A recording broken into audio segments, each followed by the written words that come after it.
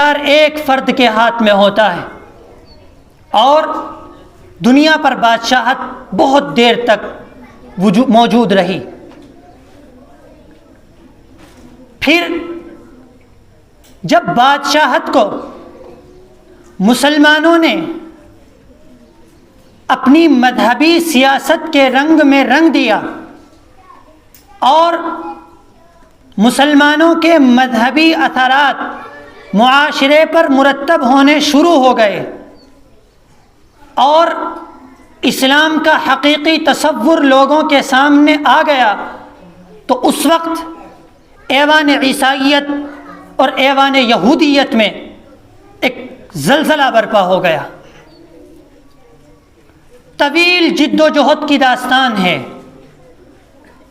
کہ اسلامی نظام حکومت کے خاتمے کے لیے عیسائی مشینری نے کتنی قوت، مستعدی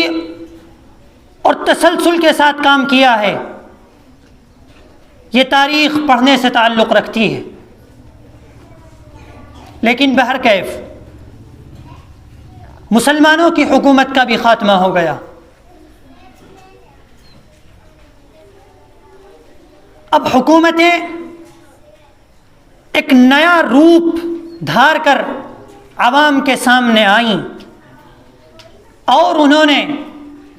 ایک نیا نعرہ دیا: عوام کی حکومت، عوام کے ذریعے عوام پر. یعنی عوام خود اپنی حکمراں ہوگی. ایک ایسا نظام انہوں نے دنیا کے سامنے متعارف کرایا. چنانچہ یہ دعویٰ دیکھنے میں بہت دل فریب تھا اور لوگوں نے اپنے مذہبوں سے بغاوت کر دی، لوگوں نے اپنے نظام سے بغاوت کر دی، اپنی تہذیب اور ثقافت سے بغاوت کر دی اور دنیا نے جمہوریت اور ڈیموکریسی کو اپنے گلے لگا لیا. لیکن میرے بھائیوں، یہ نظام حکومت ایک نظام حکومت سے دوسرے نظام حکومت تک آنے کے لیے میں اگر دنیا کی تاریخ سے صرف نظر کر کے صرف اپنے ملک کی تاریخ کی طرف آپ کو لاؤں تو میں آپ کو بتانا چاہتا ہوں کہ ماضی کے نظام سے ہٹ کر ایک نئے نظام کی طرف ہندوستان کو لانے کے لیے انگریز نے اس ملک پر 200 سال تک ڈیرا جمائے رکھا.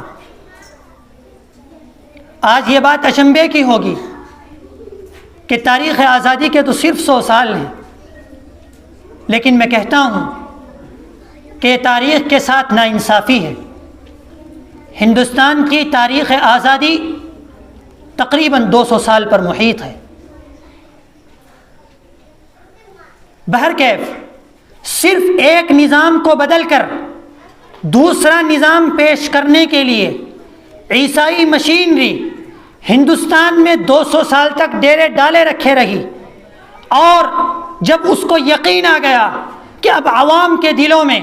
بادشاہت کے تئیں نفرت پیدا ہو گئی ہے، تب اس نے اس ملک سے جانے کا فیصلہ کر لیا.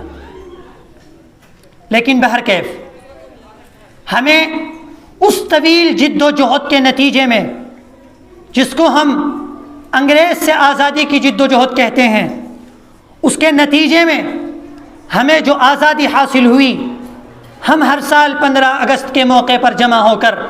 اپنی اس آزادی کو اور اپنی اس تاریخ کو یاد کرتے ہیں. میرے بھائیوں، میں بہت زیادہ آپ حضرات کی سمع خراشی نہیں کرنا چاہتا، لیکن ایک بات اس وقت آپ حضرات کے روبرو پیش کرنا چاہتا ہوں کہ آج جب 15 اگست کے موقع پر آپ یہاں جمع ہوئے ہیں تو آپ اپنے دل، اپنے دماغ دونوں ہیں، اور آج جو آپ حضرات کے سامنے آپ کے بڑوں کی، اس میں صرف مسلمان نہیں ہیں، اس میں مسلمان بھی ہیں، اس میں ہندو بھی ہیں، اس میں سکھ بھی ہیں، ان تمام کے پوروجوں کی جب آج تاریخ بیان کی جائے گی اور جب ان کی قربانیوں کا تذکرہ کیا جائے گا، تب آپ اپنے دل کے اندر ایک درد لے کر جائیے گا کہ جس وطن کو آزاد کرانے کے لیے ہمارے اجداد نے،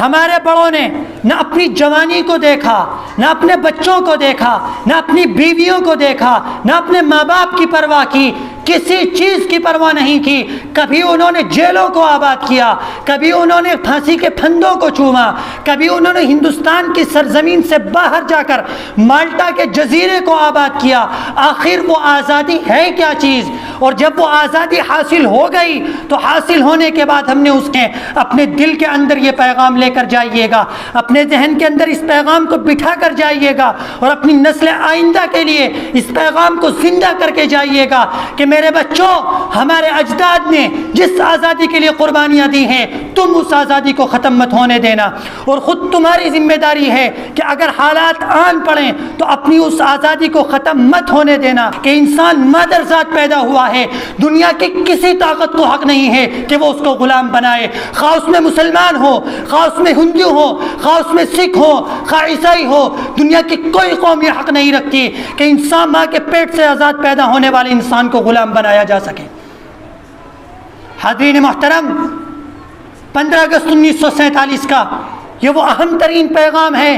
جس کو حالات ہم سے تقاضا کر رہے ہیں۔ حالات منہ کھول کر ہماری طرف دیکھ رہے ہیں اور ہم سے یہ تقاضا کر رہے ہیں کہ اپنی آزادی کو سمجھیے، اپنے اکابر کی تاریخ کو یاد رکھیے، اور یاد رکھنے کے بعد اس کو اپنی نسل آئندہ تک پہنچائیے۔ یہ آپ کا فرض ہے۔ اس فرض کے ساتھ جتنی زیادہ مذاق مسلمان نے کی ہے اتنی کسی قوم نے نہیں کی ہے۔ مجھے کہنے دیجئے، اور مجھے اپنی قوم سے یہ بڑا شکوہ ہے کہ اس نے آزادی کے ساتھ جتنا بھدا مذاق کیا ہے اتنا کسی قوم نے مذاق نہیں کیا۔ سب اقوام نے اس آزادی کو اپنے طور پر استعمال کیا ہے، لیکن مسلمان نے اس کو نہ تعلیمی اعتبار سے استعمال کیا، نہ مذہبی اعتبار سے استعمال کیا، نہ سیاسی اعتبار سے استعمال کیا۔ مسلمان وہ قوم ہے جو تاریخ آزادی کی لڑائی میں مسلسل پستی رہی، اور تاریخ جب ہندوستان آزاد ہو گیا تو ہاتھ پر ہاتھ دھر کر بیٹھ گئی۔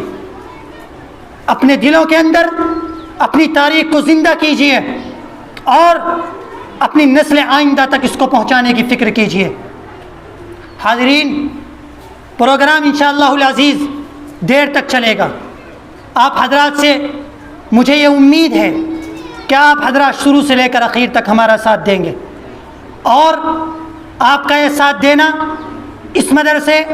یا کسی کی ذات پر کوئی احسان نہیں ہوگا، یہ خود آپ کی ذات کی آپ پر ذمہ داری ہے کہ آپ ایسے پروگرام میں تشریف لائیں،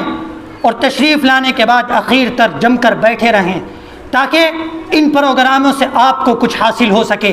اور وہ تاریخ جس کو آپ نے نہیں پڑھا ہے وہ آپ حضرات کے سامنے بیان کی جا سکے۔ میں تشریف لانے والے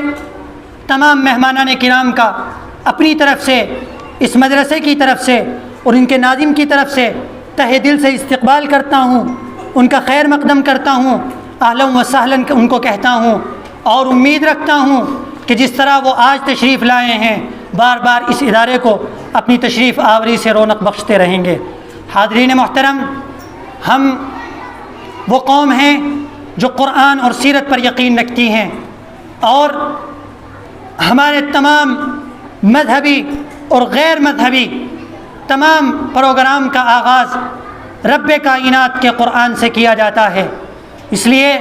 میں اپنی ان تمام سابقہ روایات کی پاسداری کرتے ہوئے آج اس پروگرام کے آغاز کے لیے آواز دے رہا ہوں اس مدرسے کے ہونہار طالب محمد سلمہ کو کہ تشریف لائیں اور قرآن کریم کی چند آیات سے اس پروگرام کا آغاز فرمائیں۔ محمد کھڑا ہو کر